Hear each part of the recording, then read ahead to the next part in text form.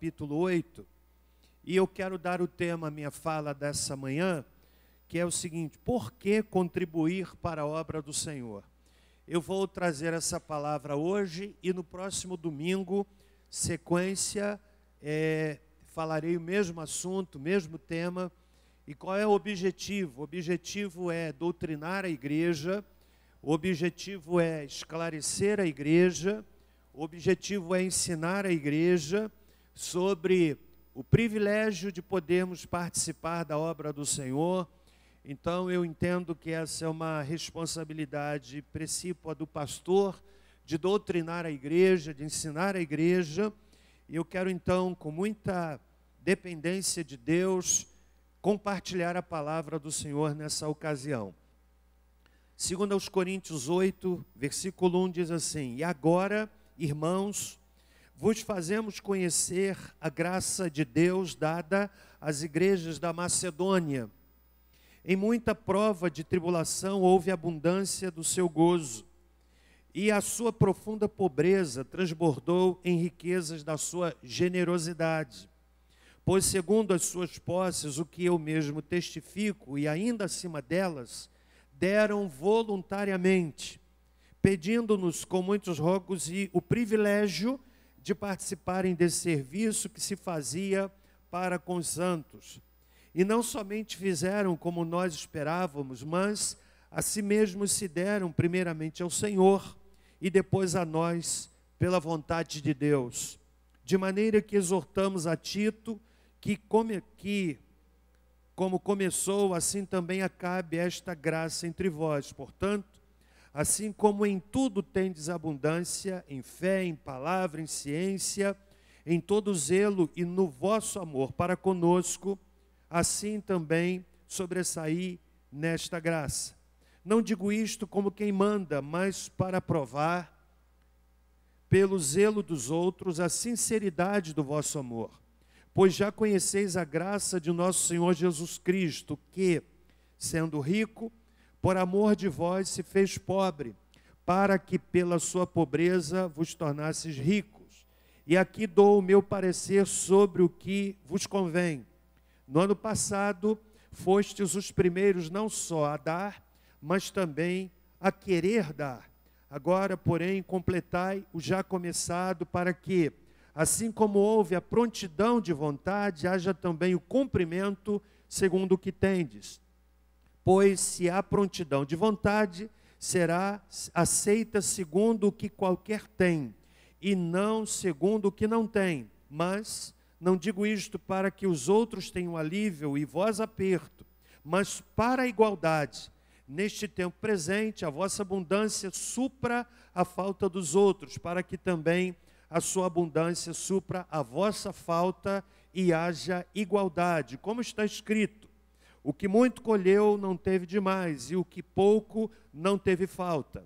Dou graças a Deus que pôs a mesma solicitude por vós no coração de Tito, pois ele aceitou a nossa exortação, e mais ainda, sendo muito zeloso, partiu voluntariamente para vós.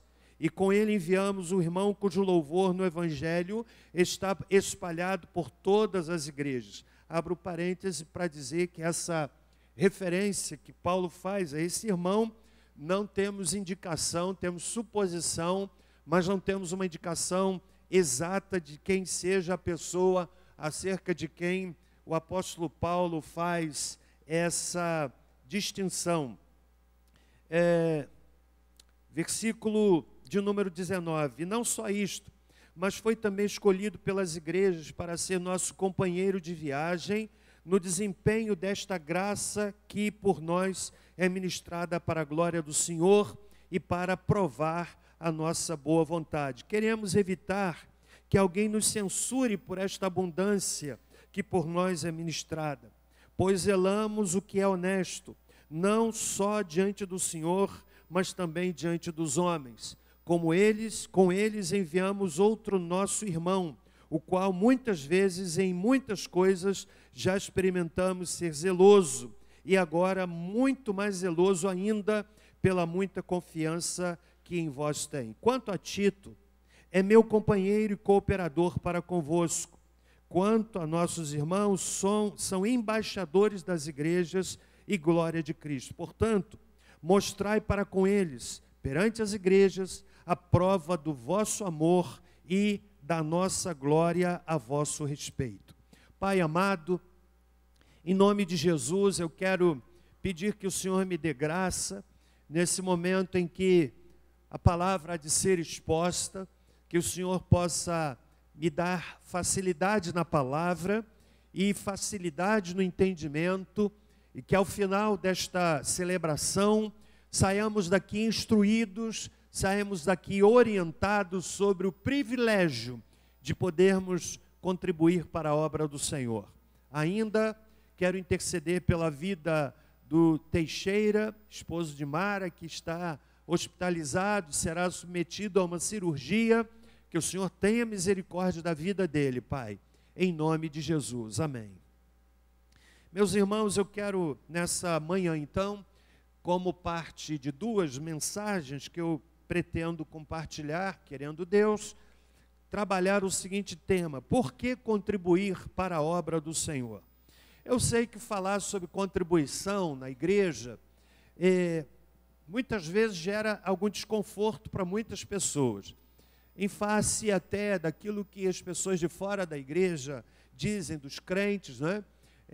Promoveu aí, aconteceu uma certa indignação no cenário evangélico pelo artigo publicado na revista Veja dessa semana, onde o articulista, ele faz uma reportagem dizendo que nós evangélicos somos pessoas incômodas. Essa gente incômoda é o título da reportagem da revista Veja. É verdade que muitas vezes, muitos de nós somos incômodos, não respeitamos o silêncio, incomodamos os vizinhos, digo de modo geral, não temos respeito com a liberdade que o outro tem de adorar, não é? O mesmo respeito que eu espero ter na minha fé, é o respeito que eu espero ter com a fé que o outro tem. Portanto, mesmo discordando do espírita, do católico e até do ateu, eu preciso dar a eles o respeito que eu espero ter, porque isso faz parte da convivência social. E quando se trata de questão financeira, de dinheiro, eu sei que gera muito desconforto para muita gente, inclusive para muitos crentes, não é? No entanto, a doutrina bíblica é completa. Falar sobre dinheiro, falar sobre dízimo, falar sobre contribuição é tão importante quanto falar sobre salvação, quanto falar sobre o céu, quanto falar sobre santidade, porque são doutrinas que estão permeadas na Bíblia, estão abundantemente presentes na Escritura. E é exatamente sobre isso que eu me proponho falar nessa manhã, numa perspectiva e num desejo de doutrinar as minhas queridas e amadas ovelhas. Os capítulos 8 e 9 da segunda carta de Paulo aos Coríntios apresentam os conceitos de Deus quanto à mordomia. Na verdade, esses dois capítulos se constituem instruções de Paulo aos Coríntios a respeito de uma coleta especial que ele conclamava a igreja de Corinto ser participante para atender a igreja mãe, que era a igreja de Jerusalém, uma igreja constituída de pessoas pobres e que estava passando uma grande dificuldade, e Paulo, na sua fala pastoral, na sua pena pastoral, na sua convicção pastoral, ele brada a igreja de Corinto, conclamando-a a solidariedade e socorro às igrejas da Judéia, especialmente a igreja de Jerusalém. Esses dois capítulos se constituem nos mais ricos ensinamentos detalhados acerca da contribuição financeira que o Novo Testamento nos oferece. E nesse texto específico, como disse, o apóstolo Paulo, ele trata de oferta, que não fala de dízimo, mas os princípios que nós temos aqui, eles servem para regular qualquer tipo de contribuição na vida da igreja. Portanto, nessa manhã, eu quero listar 8 princípios retirados do texto, sacados do texto, não é? que emergem do texto para nossa orientação no que diz respeito à contribuição financeira. Aqui Paulo, então, trata de oferta, tendo como pano de fundo, como disse, a necessidade das igrejas da Judéia, o que o levou a conclamar as igrejas, usando o exemplo das igrejas da Macedônia, que também cooperaram. E Paulo, então, está aqui nos oferecendo alguns princípios que devem, portanto, regular a nossa participação na obra de Deus. Mas antes de dizer isso, eu quero que todos nós aqui entendamos uma coisa. Eu creio que Deus nos abençoa, creio que Deus nos abençoa não só do ponto de vista espiritual, mas nos abençoa também do ponto de vista material. E há um valor que nós, como crentes, precisamos ter em mente. Quando nós entregamos a nossa vida a Cristo, nós não estamos entregando a nossa vida apenas pensando na eternidade, que é o mais importante, ter a eternidade com Deus, aceitar a Jesus, ter a eternidade, o dia que os meus olhos se fecharem aqui, eu estarei na presença de Deus. Isso é a mensagem que fala de Cristo como Salvador, salvou-me, sou uma nova criatura. Mas nós precisamos entender que há uma outra ênfase, até muito mais forte no Novo Testamento, em relação àquilo que Jesus Cristo fez por nós na cruz do Calvário, que é de Jesus como sendo o nosso Senhor. Ou seja, tudo que eu sou, tudo que eu tenho, todas as competências, todas as capacitações, tudo que eu posso agregar à minha vida, o aprendizado que eu tenho, a posição que eu adquiro, a influência que eu tenho, o recurso que eu tenho, a casa que eu compro, o carro que eu compro, tudo é para a glória de Deus. Nós precisamos entender que isso tem a ver com a compreensão de que Jesus é meu Senhor. Se Ele é Senhor da minha vida, Ele é Senhor do que eu tenho. É Senhor do meu recurso, é Senhor do meu carro, é Senhor da minha casa. E tudo isto precisa ser colocado para a glória dEle. Obviamente que eu não estou aqui dizendo que entender Jesus como Senhor, você vai vender a sua casa e dar para a igreja. Que você vai pegar o seu salário do fim do mês e vai dar para a igreja, nada disso. Mas que haja o entendimento de que eu sou abençoado para abençoar. Eu recebo para dar. E sabem, aqui um princípio de prosperidade maravilhoso. Quanto mais eu entenda de que Deus me abençoa para eu abençoar, tanto mais eu sou abençoado. Eu aprendi isso muito com a minha querida sogra, cuja família está aqui. Que mulher generosa, que mulher generosa. De pessoas que foram abençoadas por ela e que depois a gente soube, de uma generosidade silenciosa. Olha, dá, mas não diz que foi eu que dei. Esse é um princípio do Evangelho, gente. O princípio do mundo é eu tenho, é meu. O princípio do Evangelho eu tenho é para a glória de Deus, é para abençoar. E quanto mais eu abençoo, mais eu sou abençoado. Então, irmãos, quais são os princípios que nós precisamos e podemos tirar deste capítulo 8 da segunda carta de Paulo? Princípio é aquilo que não caduca. Princípio é aquilo que tem validade em todo tempo, em todo lugar, no mundo inteiro. Isso é princípio. Princípio é uma regra universal que alcança qualquer pessoa. Por exemplo, há um princípio da física que diz que todos os corpos são atraídos para o centro da Terra. É um princípio. É um princípio que dá certo nos Estados Unidos, na Alemanha, na China, no Japão, no Brasil, na África.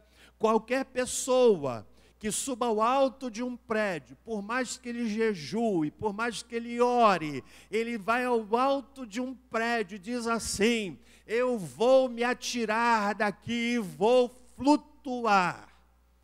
Sabe o que vai acontecer? nós vamos ter uma porção de santos, um santo fragmentado, uma porção de pedacinho de santo. Sabe por quê? Por causa da lei da gravidade, é um princípio. Princípio é para ser vivido, para ser aplicado. E eu quero nessa manhã, então, sacar 8 princípios. 8 princípios. Eu, quando falo 8 princípios, você já vai medir o tempo que eu levo no primeiro, já vai fazer o cálculo, sabe quanto tempo vai demorar o sermão. Então, eu vou enganar você. Ou melhor, eu vou surpreender você. Enganar não cai bem. Vou surpreender você. Vou surpreender, essa é a palavra. Ok? Pode ser que num ponto eu fale mais, no outro eu fale menos, pode ser que eu fale mais em todos eles. Aí você vai ficar agora, então o seu cálculo não vai dar certo. Ok? Vamos lá, qual é o primeiro princípio? Você entendeu o pano de fundo? Amém, irmãos? Então, o primeiro princípio, o princípio da inspiração pela graça. Eu preciso entender que contribuição tem a ver com a minha compreensão de graça. Paulo diz assim no verso 1, e agora, irmãos, vos fazemos conhecer a graça de Deus dada às igrejas da Macedônia. As igrejas da Macedônia cooperaram e Paulo diz, foi a graça de Deus que inspirou aquelas igrejas a fazerem isso. Na verdade, ouvimos aqui na quarta-feira, estamos estudando toda quarta-feira, nesse mês da Reforma, 500 anos da Reforma, estamos estudando os solas de Lutero. Na quarta-feira estudamos sobre só a graça. Na próxima vamos pegar dos 5 outros itens dos chamados solas de Lutero, porque esse ano completa 500 anos de Reforma. E nós aprendemos que graça é aquilo que Deus faz por nós sem que nós mereçamos. Quando eu tenho compreensão da graça que me alcançou sem que eu mereça, um vil pecador, nenhum de nós aqui é melhor do que o outro. E a gente precisa enfatizar isso, porque há muitos de nós crentes que olhamos para o indivíduo que não é crente numa posição de quem olha de cima para baixo. Aos olhos de Deus, a minha Bíblia diz que Deus encerrou a todos os homens debaixo do pecado. Eu sou tão pecador quanto o pecador que está lá no mundão, com uma extraordinária diferença. Um pecador alcançado pela graça de Jesus. Isso faz toda a diferença. Então Paulo, ele fala à igreja de Corinto, e o primeiro argumento, o primeiro princípio que ele evoca é este. Agora, irmãos, vos fazemos conhecer a graça de Deus dada às igrejas da Macedônia. Ele vai falar depois como é que essa graça se manifestou naquela igreja. Uma igreja que se tornou generosa, se tornou solidária, participativa. Tudo começa com a graça de Deus. Quanto mais eu compreendo a graça de Deus, tanto mais eu me sinto inspirado a servir a Deus com o que eu sou e com o que eu tenho. Nós costumamos cantar aquele belo hino. Tudo que eu sou, tudo que eu tenho, se há algum louvor, né? Tudo te entrego. A Deus demos glória, né? E aquele louvor, minha gratidão. Quanto mais grato, mais solidário. Eu fui alcançado pela graça. O que seria de mim não fosse a graça de Deus na minha vida? O que seria de mim não fosse a glória de Deus na minha vida? Então, primeiro princípio é o princípio da inspiração pela graça. Segundo lugar, qual é o segundo princípio que deve regular a nossa participação financeira? O princípio da generosidade. Veja o verso 2. Fala das igrejas da Macedônia.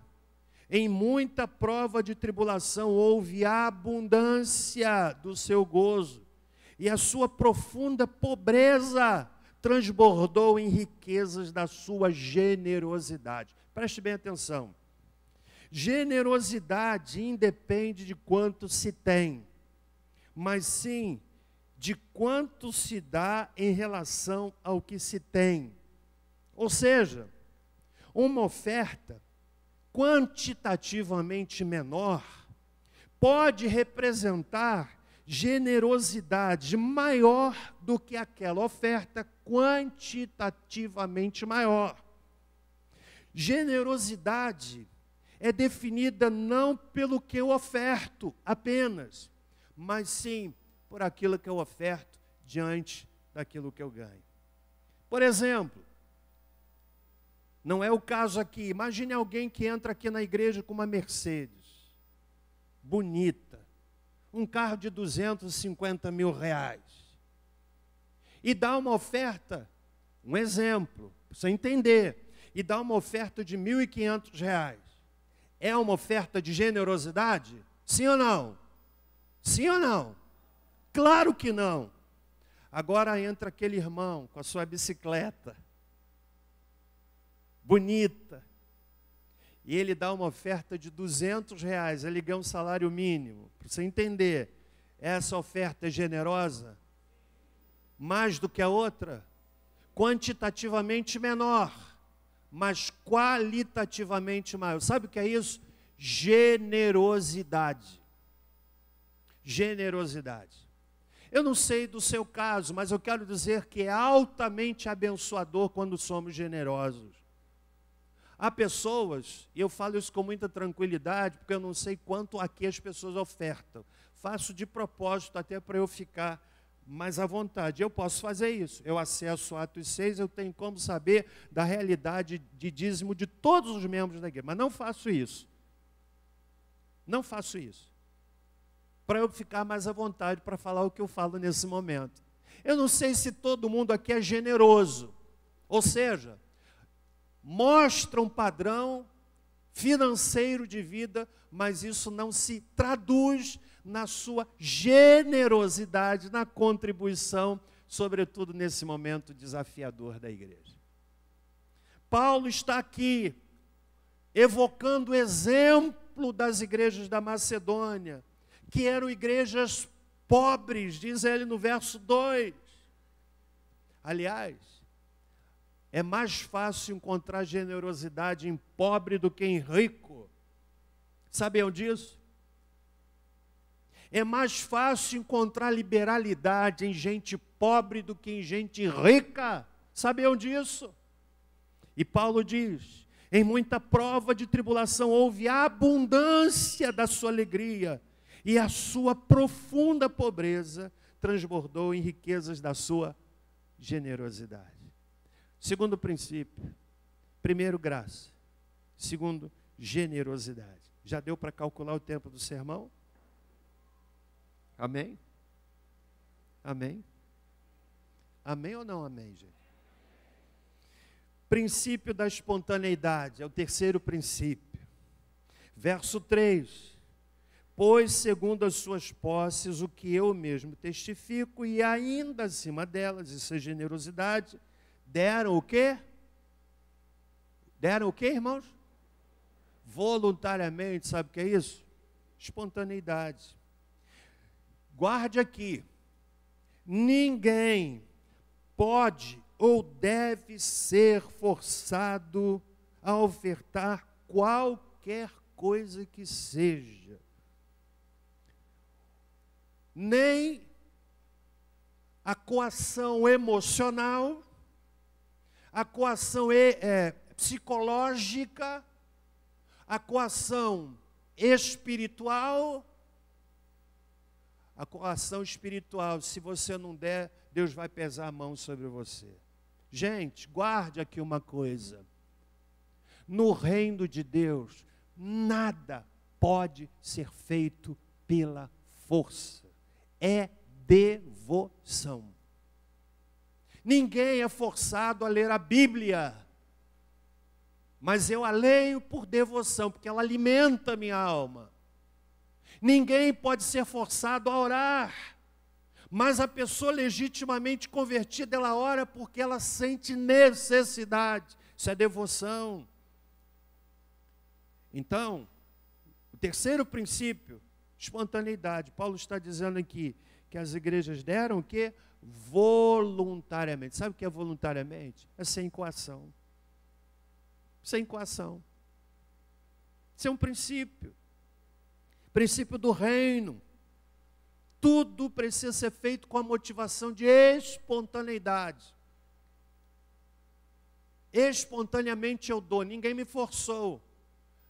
ninguém me coagiu. Às vezes os opositores da doutrina do dízimo, inclusive aqueles que muitas vezes saem frustrados da igreja, vão para a internet meter o malho na igreja, guardem que quem vai para a internet meter o malho na igreja, gente que aprontou na igreja, gente que foi de alguma forma pressionada na igreja, o indivíduo então expressa a sua insatisfação e vai para a mídia, e pior de tudo é que tem gente que curte, que dá o like.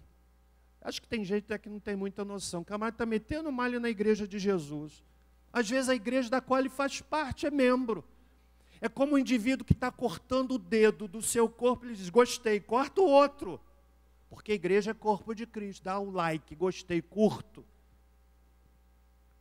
É doutrina bíblica, ninguém é forçado. É espontâneo, é voluntário. É isso que a minha Bíblia ensina. Amém, gente? Mas há um quarto princípio. Será que vocês guardaram os 3 primeiros? Primeiro princípio. Segundo princípio. Terceiro princípio. Ou 10 para vocês.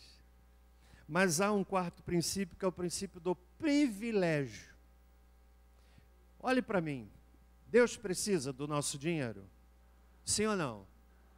Precisa não. Ele é dono da prata e do ouro. É dono da prata e do ouro. Eu creio num valor. A obra de Deus, feita da maneira de Deus, conta sempre com os recursos de Deus. Eu creio que Deus até é capaz de mover o coração do ímpio para abençoar a sua obra. Eu sei que muita gente que nem é da igreja vai ajudar a comprar o terreno. Creio nisso. Agora, vamos entender que é um privilégio. Esse momento que nós estamos vivendo é um momento histórico. Muitos dos irmãos chegaram aqui e encontraram tudo pronto. Ontem eu dizia para um grupo que veio lá da igreja de Valença, que quando nós compramos esse terreno, menos de 200 membros na igreja, pagando um aluguel elevadíssimo. Humanamente não há explicação como uma igreja com menos de 200 membros, pagando o aluguel que para nós era pesado, compramos esse terreno e hoje o templo está pronto, você está desfrutando da espontaneidade, da visão da graça, da liberalidade de outros irmãos, muitos dos quais ainda estão aqui. Agora nós estamos desenhando um caminho para gerações futuras. Privilégio, verso 4.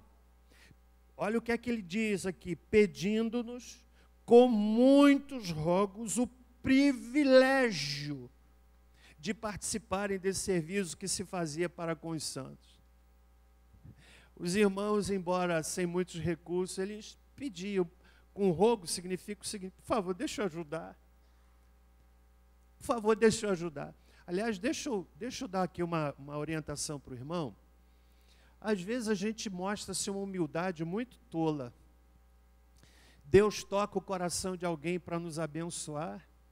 Aí a pessoa diz, não precisa não.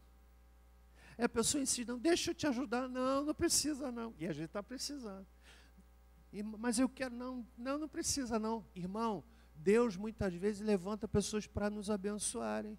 Aí Deus tocou, viu a sua necessidade, tocou o coração de alguém para te abençoar. Você diz, não quero não. Aceita, irmão. Amém? Amém ou não amém? Eu acho que o povo hoje está meio cansado, né? Está meio eu ia falar de ressaca, mas não pega bem, né? Eu estou chumbado aqui, irmão. Cansadão, mas estou vivo. Privilégio.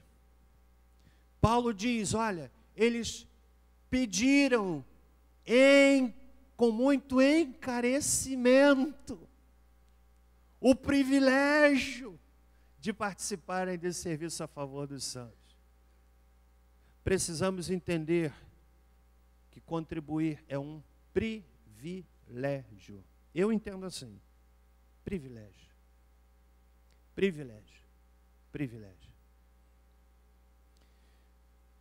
Será que você tem essa compreensão? Eu estou aqui pensando, Por que contribuir na obra do Senhor? Eu estou listando aqui alguns princípios. Privilégio. Ninguém é forçado, é espontâneo. Ninguém vai ser coagido. Se você não contribuir, as pragas do Egito vão cair sobre a sua cabeça. De jeito nenhum. Igreja não é para amaldiçoar, é para abençoar. Eu já contei aqui aquela história que eu ouvi verídica, de um pastor que foi insensato.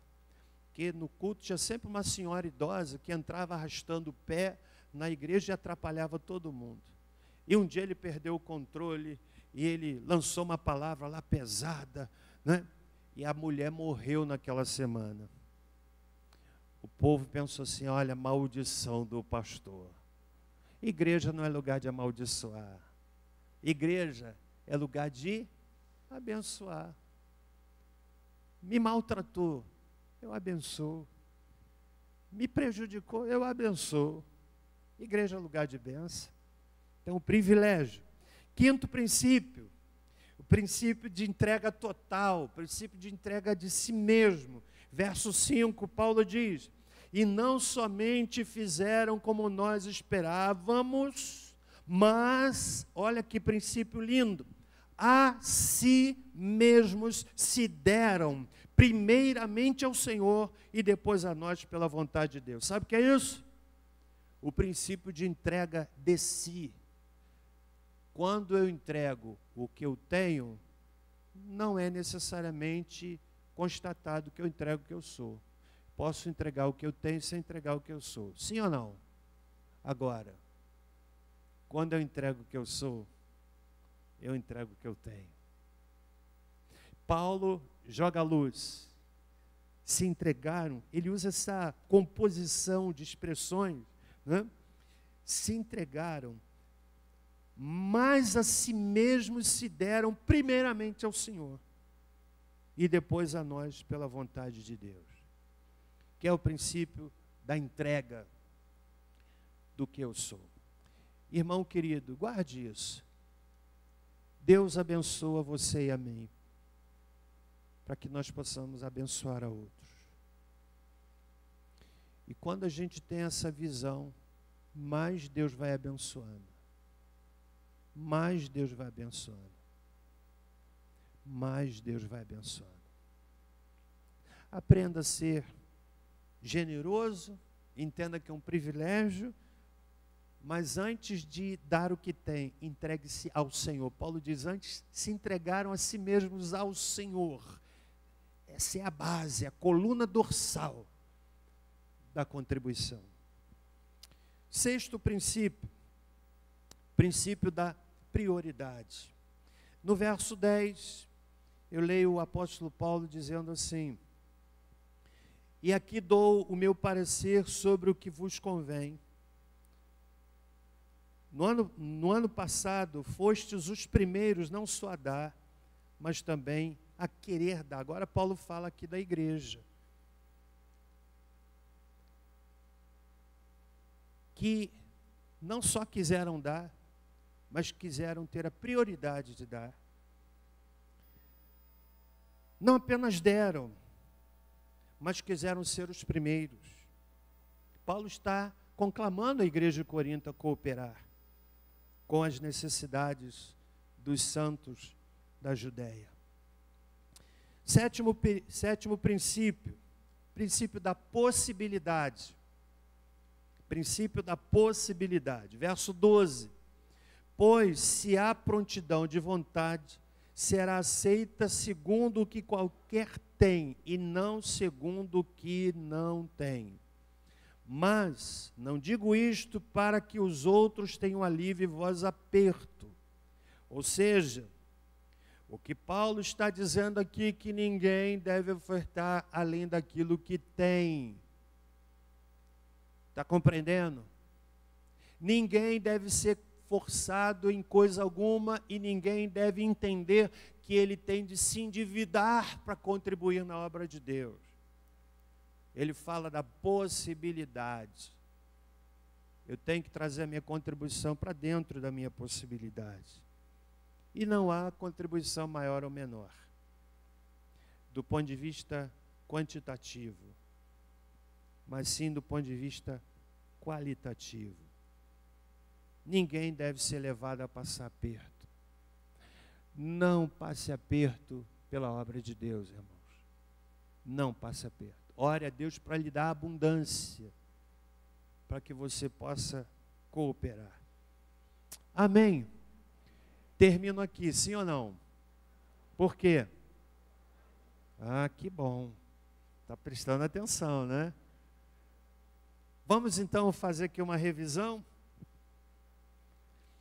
Quem acertar tudo vale 3 jujubas de pimenta. Primeiro princípio. Segundo princípio. Terceiro princípio. Quarto princípio. Quinto princípio. Sexto princípio. Sétimo princípio. Jujuba de pimenta para todo mundo. Último princípio, que é o princípio da igualdade. Paulo, ele exorta para que não aconteça de uma igreja dar mais do que a outra, uma dá e outra não dá. Não cooperava com a necessidade dos santos. Ele diz assim, verso 13, mas não digo isto para que os outros tenham alívio e vós aperto, mas para igualdade. Neste tempo presente, a vossa abundância supra a falta dos outros, para que também a sua abundância supra a vossa falta e haja igualdade. Ou seja, hoje aquela igreja podia ajudar mais, mas chegaria um tempo que aquela igreja precisaria e a outra poderia ajudar. Isso é igualdade. Quando abençoamos outros com o que temos, outros poderão nos abençoar com o que eles têm. Hoje fazemos com os outros, amanhã outros poderão fazer conosco. Pastor Rubens Lopes, saudosa memória, foi um dos decanos dos batistas brasileiros. Morreu no seu gabinete de estudo. E ele escreveu um livro e relatou um episódio verídico acontecido no século passado. Quando um barbeiro lá na Itália, Pietro Jarrò, é o nome desse barbeiro. Esse artigo foi publicado num jornal paulista na década de 50. E olha o que aconteceu. Você já me ouviu contar talvez essa ilustração verídica. Aquele homem, Pietro Jarrò, ele viu um andarilho, mendigo, sujo, cabeludo, barbudo, maltrapilho, foi generoso com ele, o recebeu no seu salão, providenciou banho para ele, fez a sua barba, cortou o seu cabelo, lhe deu vestes limpas, um ato de bondade com o andarilho. Aquele homem foi embora, mas a ação de generosidade de Pietro Jarrò ficou no coração dele. Os anos se passaram e aconteceu que Pietro Jarrò recebeu uma informação do consulado do México que ele acabara de receber uma fortuna de um grande minerador do México. E ele pensou, mas eu não conheço ninguém do México. Como é que pode eu receber essa herança, essa fortuna? Sabe por que ele recebeu aquela fortuna? Aquele andarilho. Não ficou na condição de andarilho. O tempo passou, foi para o México, começou a minerar, foi crescendo, tornou-se rico. E na sua riqueza, na sua fartura, ele se lembrou daquele homem que foi generoso com ele. E agora o abençoava com uma fortuna. É óbvio que a gente não deve fazer esperando receber. Aliás, não faça alguma coisa ou coisa alguma esperando retribuição. Sabe por quê? Porque pode lhe colocar e nos colocar na condição de decepcionados. Porque quando a gente faz esperando, você criou uma expectativa. Se ela vier, atendeu a sua expectativa.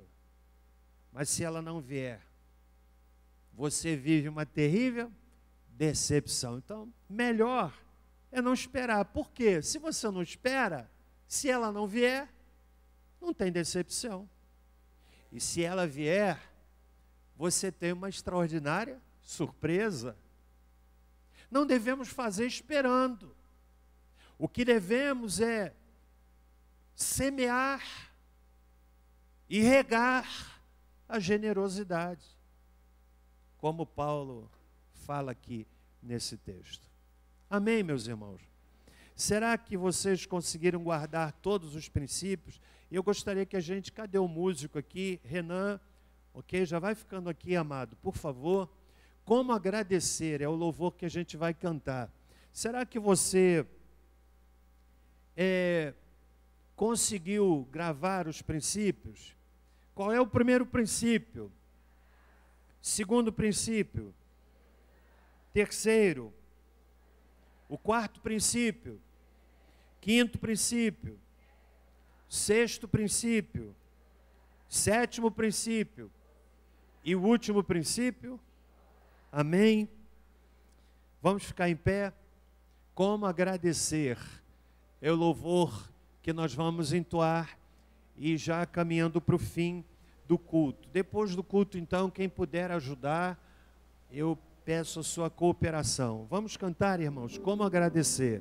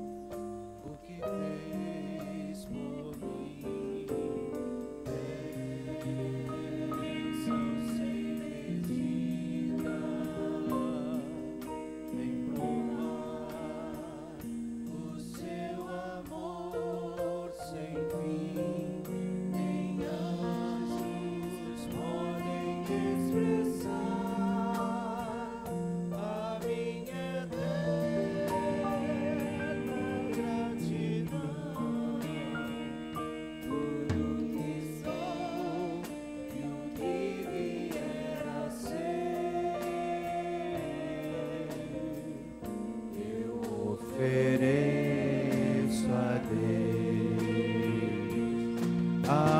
Deus, demos glória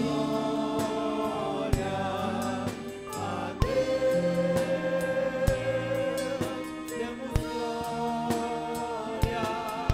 a Deus, demos glória pelas bênçãos sem fim, com seu sangue salvou-me, seu poder transformou-me. A Deus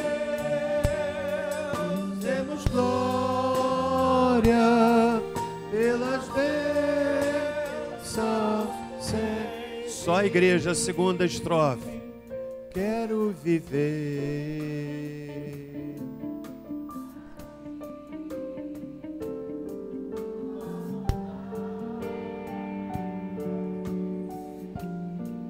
Entrem juntos.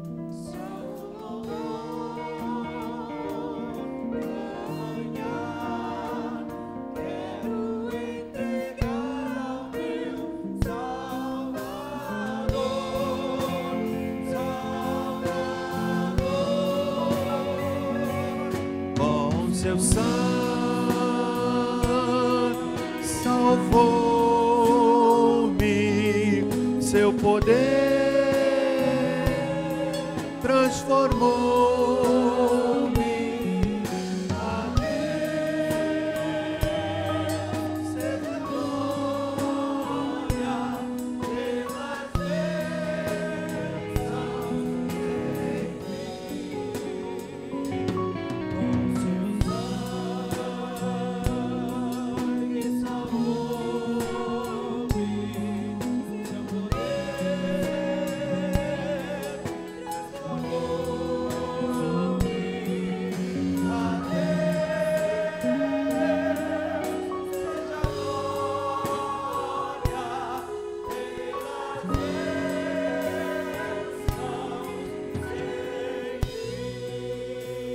Senhor Deus, muito obrigado pelo privilégio de estarmos na Tua casa nesta manhã, privilégio de podermos contribuir para o avanço do Teu reino, nesse momento em que a igreja entra num gigantesco desafio, que só logrará êxito se a boa mão do Senhor repousar sobre nós, fazendo-nos generosos. Eu quero, Deus, pedir que esse desafio resulte em glória para o Teu nome nessa cidade. Pai amado, abençoa, Pai, a vida de cada um, a família de cada um, a vida profissional de cada um, aqueles queridos nossos que estão perto e aqueles que estão longe. Guarda-os, protege-os, põe a Tua mão sobre eles, Senhor amado. Em nome de Jesus, que o Senhor nos ajude a entender que tudo o que temos, tudo o que somos, nós queremos dedicar a Ti. O potencial intelectual, de influência, competências que ao longo da vida o Senhor nos permite adquirir. E perdoa porque muitas vezes nós não temos a compreensão de que o Senhor permite que essas coisas aconteçam, para que sejam colocadas ao Teu serviço. Quantos de nós aqui fizemos cursos, adquirimos competências e não as temos colocado, o Senhor, diante do Teu altar? Abre a nossa mente nessa manhã. Eu lembro, Senhor, me lembro de Moisés, o grande líder de Israel, e que o Senhor permitiu que ele vivesse por 40 anos entre os egípcios. Era o que havia de melhor em termos de ciência, de administração de pessoas. E lá ele foi treinado e capacitado para liderar aquela multidão em direção à terra prometida. Lembro-me de Esther, para quem lhe fora dito: quem sabe se não foi para um tempo como este que chegastes ao reino. E a sua influência foi utilizada a favor do povo de Deus. Usou a sua influência de rainha para favorecer o povo de Deus. Pai, eu entendo claramente que o Senhor nos capacita, que o Senhor nos leva a posições que humanamente não poderíamos imaginar, que o Senhor nos faz prosperar de forma tal que humanamente não poderíamos imaginar. Muitos de nós aqui,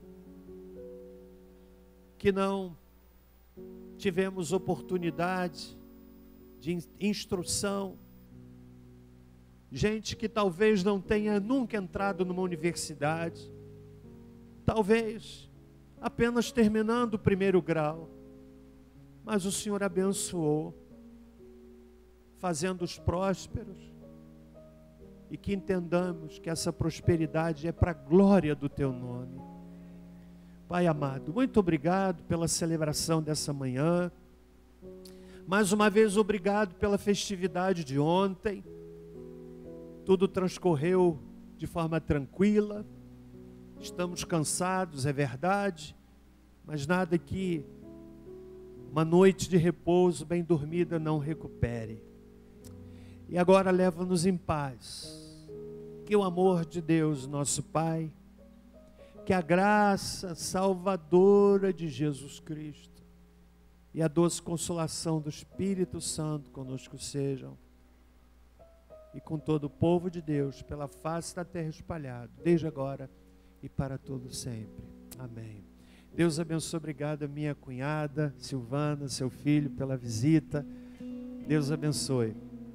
Pastor Daniel, que está lá, membro da Igreja Batista em Paulo de Fronteira. Levanta a mão assim, olha. Aquele moço lá é pastor, viu? Deus abençoe, irmão querido.